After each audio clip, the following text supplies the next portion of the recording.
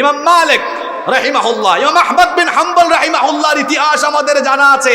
ইমাম আহমদ বিন হাম্বল রাহিমাহুল্লাহকে শিকল লাগায়া বেঁধে নির্যাতন করা হয়েছে, কঠোর নির্যাতন হয়েছে। সাইয়্যিদ কুতুবের নাম আমরা জানি, এরকম বহু আলেমদের নাম আমরা জানি যারা দুনিয়া প্রীতি প্রবৃত্তি পূজারী পেট পূজারী হয়ে ফাসিক ফুজ্জারদের পদদলিত করেন নাই, উম্মার স্বার্থে সত্য কথা ও কুতুব হয়ে এসে তারা বলেছে।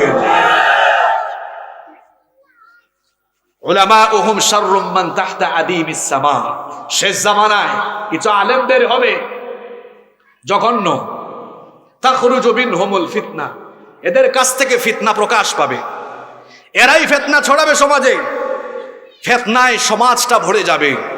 দেখেন না, চতুর্দিকে যখন মানুষ কষ্টে আছে, দুঃখে আছে, তখনও এক শ্রেণীর উলামায়ে সু তাদের জবান থেকে ভালো কথা বের হয় না, বরং তাদের অবস্থা হলো এমন, অনেকেই তো আছে